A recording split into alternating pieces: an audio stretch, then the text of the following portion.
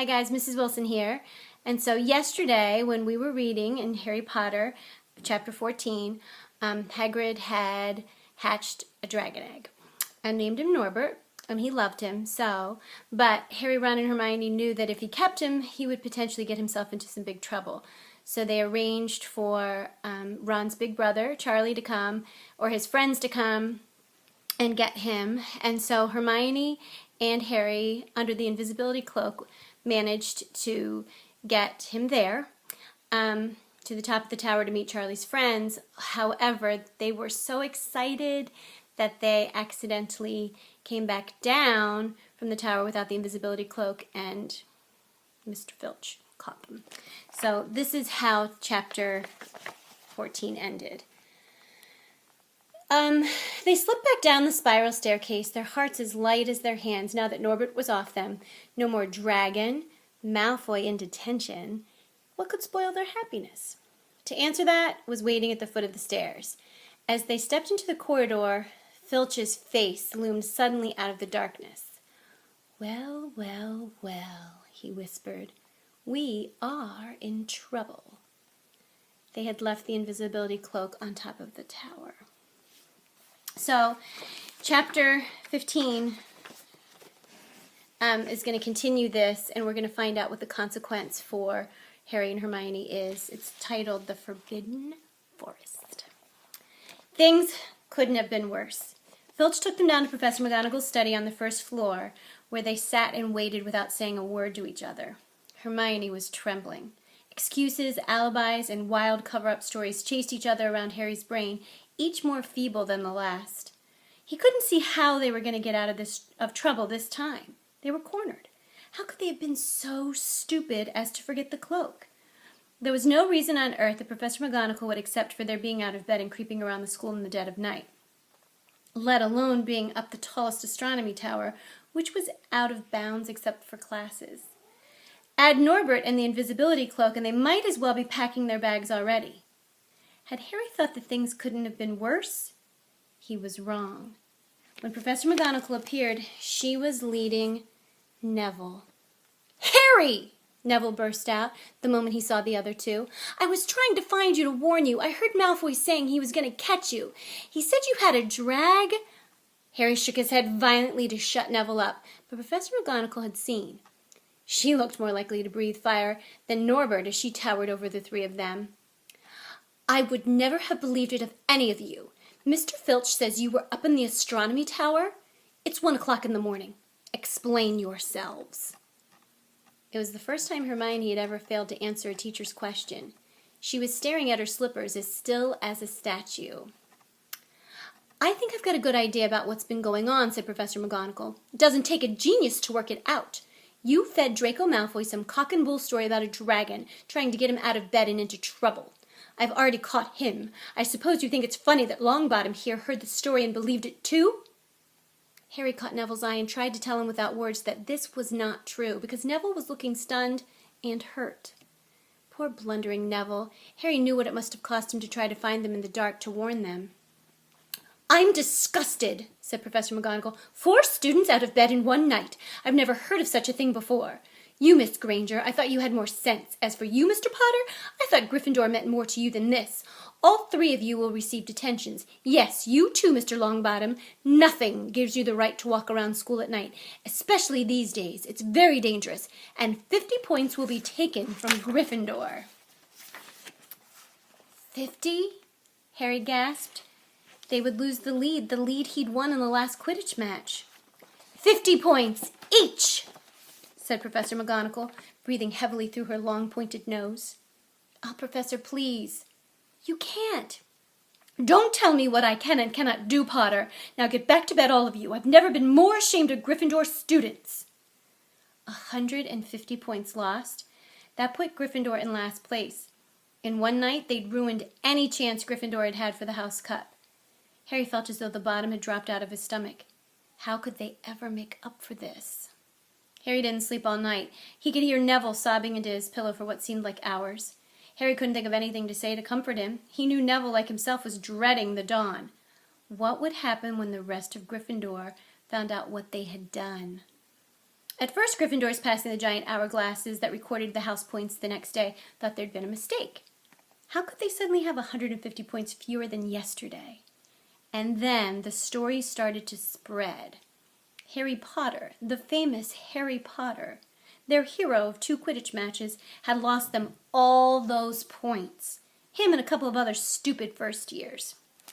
From being one of the most popular and admired people at the school, Harry was suddenly the most hated. Even Ravenclaws and Hufflepuffs turned on him because everyone had been longing to see Slytherin lose the House Cup. Everywhere Harry went, people pointed and didn't trouble to lower their voices as they insulted him. Slytherins, on the other hand, clapped as he walked past them, whistling and cheering. "Thanks, Potter, we owe you one." Only Ron stood by him. They'll all forget this in a few weeks. Fred and George have lost loads of points in all the time they've been here, and people still like them. "They've never lost 150 points in one go, though, have they?" said Harry miserably. "Well, no," Ron admitted. It was a bit late to repair the damage, but Harry swore to himself not to meddle in things that weren't his business from now on. He had had it with sneaking around and spying. He felt so ashamed of himself that he went to Wood and offered to resign from the Quidditch team. "Resign?" Wood thundered. "What good'll that do? How are we going to get any points back if we can't win at Quidditch?" But even Quidditch had lost its fun. The rest of the team wouldn't speak to Harry during practice, and if they had to speak about him, they called him the Seeker. Hermione and Neville were suffering too. They didn't have as bad a time as Harry because they weren't as well known, but nobody would speak to them either. Hermione had stopped drawing attention to herself in class, keeping her head down and working in silence. Harry was almost glad that the exams weren't far away. All the studying he had to do kept his mind off his misery.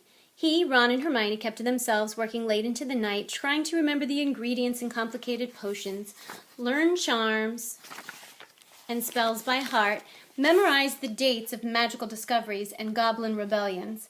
Then about a week before the exams were due to start, Harry's new resolution was not to interfere in anything that didn't concern him, was put to an unexpected test. Walking back from the library on his own one afternoon, he heard somebody whimpering from a classroom up ahead. As he drew closer, he heard Quirrell's voice. "No, no, not again, please." It sounded as though someone was threatening him. Harry moved closer. All right, he heard Quirrell sob. Next second, Quirrell came hurrying out of the classroom, straightening his turban. He was pale and looked as though he was about to cry. He strode out of sight. Harry didn't think Quirrell had even noticed him. He waited until Quirrell's footsteps had disappeared, then peered into the classroom. It was empty, but a door stood ajar at the other end. Harry was halfway toward it before he remembered what he'd promised himself about not meddling. All the same, he'd have gambled 12 Sorcerer's Stones that Snape had just left the room. And from what Harry had just heard, Snape would be walking with a new spring in his step. Quirrell seemed to have given in at last. Harry went back to the library where Hermione was testing Ron on astronomy. Harry told them what he'd heard. "Snape's done it then," said Ron. "If Quirrell's told him how to break his anti-dark force spell." "Well, there is still Fluffy, though," said Hermione. "Maybe Snape's found out how to get past him without asking Hagrid," said Ron, looking up at the thousands of books surrounding them. "I bet there's a book somewhere in here telling you how to get past a giant 3-headed dog. So what do we do, Harry?" The light of adventure was kindling again in Ron's eyes, but Hermione answered before Harry could. "Go to Dumbledore. That's what we should have done ages ago. If we try anything ourselves, we'll be thrown out for sure." "But we've got no proof," said Harry. "Quirrell's too scared to back us up. Snape's only got to say he doesn't know how the troll got in at Halloween and that he was nowhere near the 3rd floor. Who do you think they'll believe, him or us? It's not exactly a secret that we hate him. Dumbledore will think we made it up to get him sacked. Filch wouldn't help us if his life depended on it. He's too friendly with Snape, and the more students get thrown out, the better he'll think.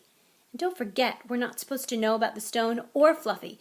That will take a lot of explaining." Hermione looked convinced, but Ron didn't. "If we just do a bit of poking around." "No," said Harry flatly. "We've done enough poking around." He pulled a map of Jupiter toward him and started to learn the names of its moons. The following morning, notes were delivered to Harry, Hermione, and Neville at the breakfast table. They were all the same. "Your detention will take place at 11 o'clock tonight. Meet Mr. Filch in the entrance hall. Signed, Professor McGonagall.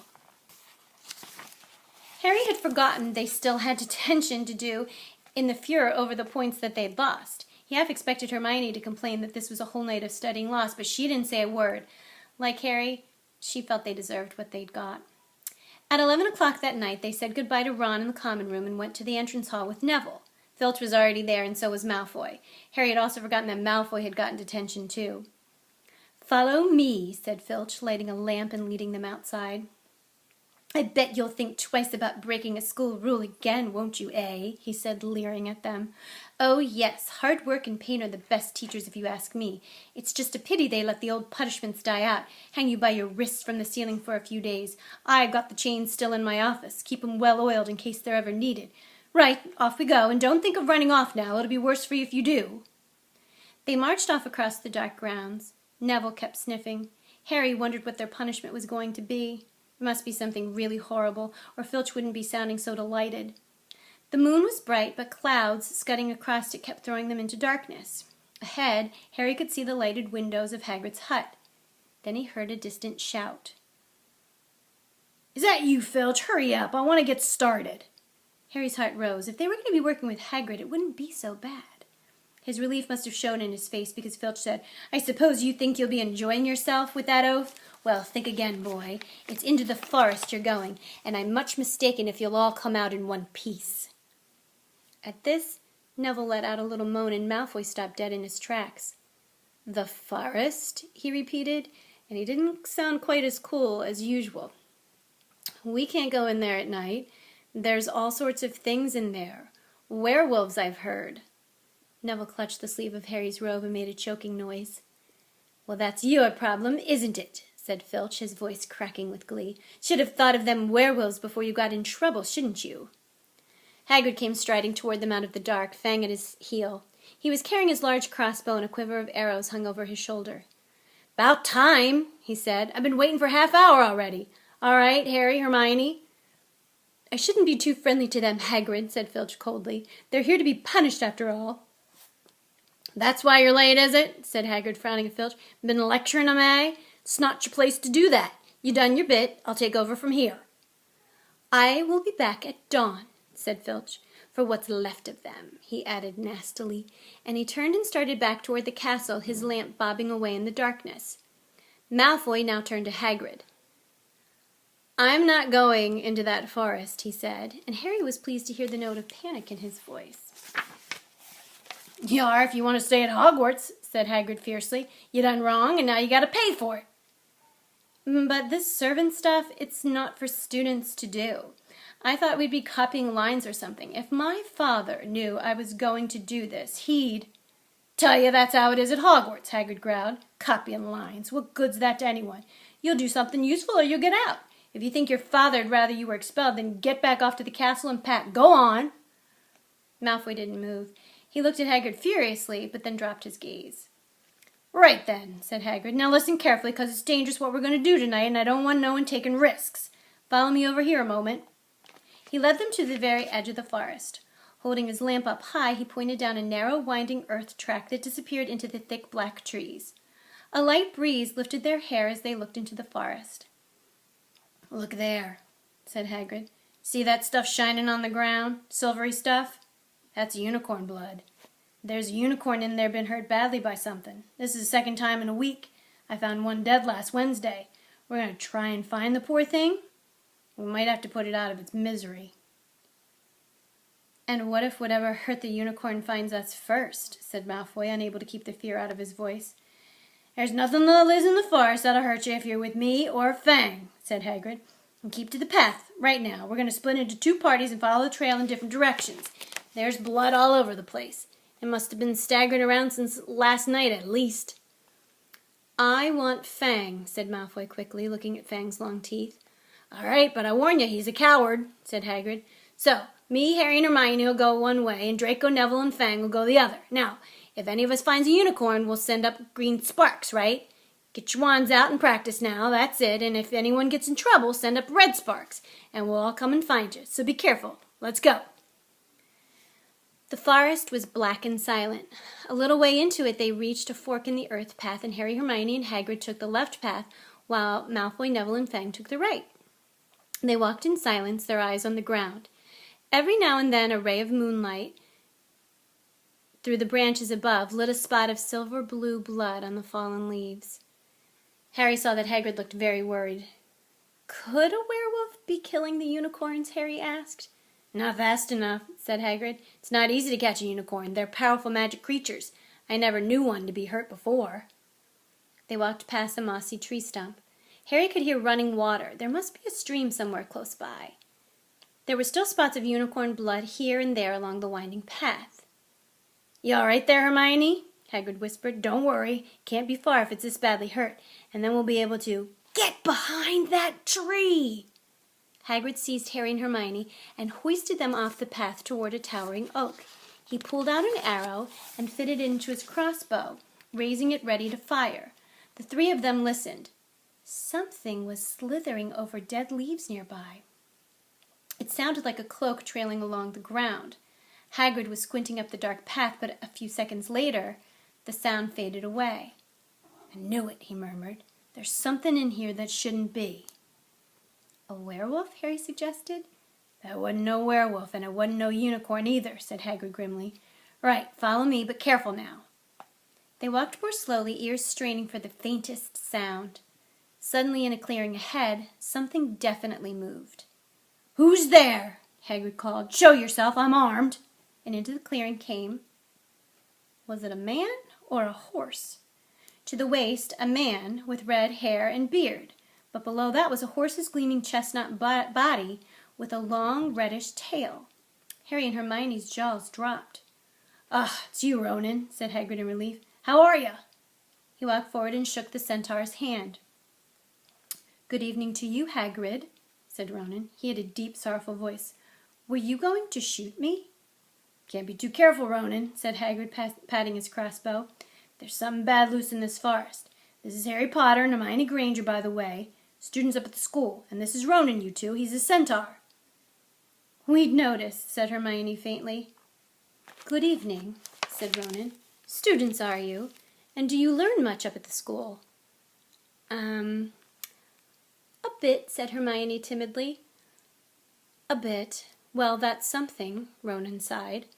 He flung back his head and stared at the sky. "Mars is bright tonight." "Yeah," said Hagrid, glancing up too. "Listen, I'm glad we run into you, Ronan, 'cause there's a unicorn been hurt. You seen anything?" Ronan didn't answer immediately. He stared unblinkingly upward, then sighed again. "Always the innocent are the first victims," he said. "So it has been for ages past. So it is now." "Yeah," said Hagrid. "But have you seen anything, Ronan? Anything unusual?" "Mars is bright tonight," Ronan repeated, while Hagrid watched him impatiently. "Unusually bright." "Yeah, but I was meaning anything unusual a bit nearer home," said Hagrid. "So you haven't noticed anything strange?" Yet again, Ronan took a while to answer.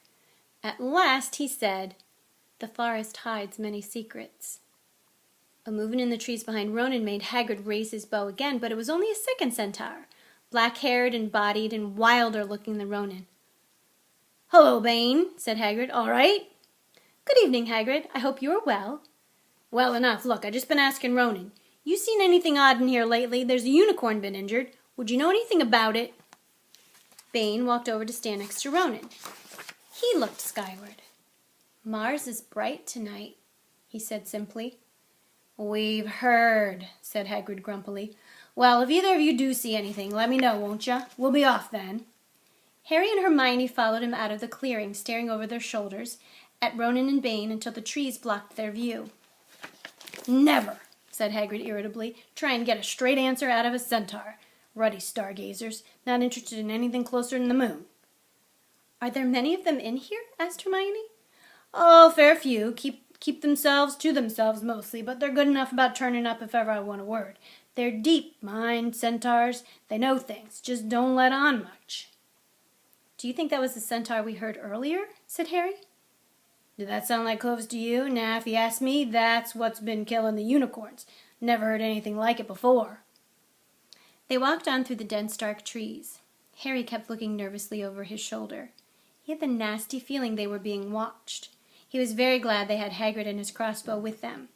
They had just passed a bend in the path when Hermione grabbed Hagrid's arm. "Hagrid, look, red sparks. The others are in trouble." "You two wait here," Hagrid shouted. "Stay on the path. I'll come back for you." They heard him crashing away through the undergrowth and stood looking at each other, very scared, until they couldn't hear anything but the rustling of leaves around them. "You don't think they've been hurt, do you?" whispered Hermione. "I don't care if Malfoy has, but if something's got Neville, it's our fault he's here in the first place." The minutes dragged by. Their ears seemed sharper than usual. Harry seemed to be picking up every sigh of the wind, every cracking twig. What was going on? Where were the others? At last a great crunching noise announced Hagrid's return. Malfoy, Neville, and Fang were with him. Hagrid was fuming. Malfoy, it seemed, had sneaked up behind Neville and grabbed him as a joke. Neville had panicked and set up the sparks. "Oh, we'll be lucky to catch anything now with the racket you two are making. Right, we're changing groups. Neville, you stay with me and Hermione. Harry, you go with Fang and this idiot. I'm sorry," Hagrid added in a whisper to Harry, "but I'll have a harder time frightening you, and we gotta get this done." So Harry set off into the heart of the forest with Malfoy and Fang. They walked for nearly half an hour, deeper and deeper into the forest, until the path became almost impossible to follow because the trees were so thick. Harry thought the blood seemed to be getting thicker. There were splashes on the roots of a tree, as though the poor creature had been thrashing around in pain close by. Harry could see a clearing ahead, through the tangled branches of an ancient oak. "Look," he murmured, holding out his arm to stop Malfoy. Something bright white was gleaming on the ground. They inched closer. It was the unicorn, all right, and it was dead. Harry had never seen anything so beautiful and sad. Its long, slender legs were stuck out at odd angles where it had fallen, and its mane was spread pearly white on the dark leaves. Harry had taken one step toward it when a slithering sound made him freeze where he stood. A bush on the edge of the clearing quivered. Then out of the shadows, a hooded figure came crawling across the ground like some stalking beast. Harry, Malfoy, and Fang stood transfixed. The cloaked figure reached the unicorn, lowered its head over the wound in the animal's side, and began to drink its blood. "Ah!" Malfoy let out a terrible scream and bolted. So did Fang. The hooded figure raised its head and looked right at Harry. Unicorn blood was dribbling down its front. It got to its feet and came swiftly toward Harry. He couldn't move for fear. Then a pain like he'd never felt before pierced his head. It was as though his scar were on fire. Half blinded, he staggered backward. He heard hooves behind him, galloping, and something jumped clean over Harry, charging at the figure. The pain in Harry's head was so bad he fell to his knees. It took a minute or two to pass. When he looked up, the figure had gone. A centaur was standing over him, not Ronan or Bane. This one looked younger. He had white blonde hair and a palomino body. "Are you all right?" said the centaur, pulling Harry to his feet. "Yes, thank you. What was that?" The centaur didn't answer. He had astonishingly blue eyes like pale sapphires. He looked carefully at Harry, his eyes lingering on the scar that stood out livid on Harry's forehead. "You are the Potter boy," he said. "You had better get back to Hagrid. The forest is not safe at this time, especially for you. Can you ride? It will be quicker this way." "My name is Firenze," he added, as he lowered himself onto his front legs so that Harry could clamber onto his back. There was suddenly a sound of more galloping from the other side of the clearing. Ronan and Bane came bursting through the trees, their flanks heaving and sweaty. "Firenze!" Bane thundered. "What are you doing? You have a human on your back? Have you no shame? Are you a common mule?"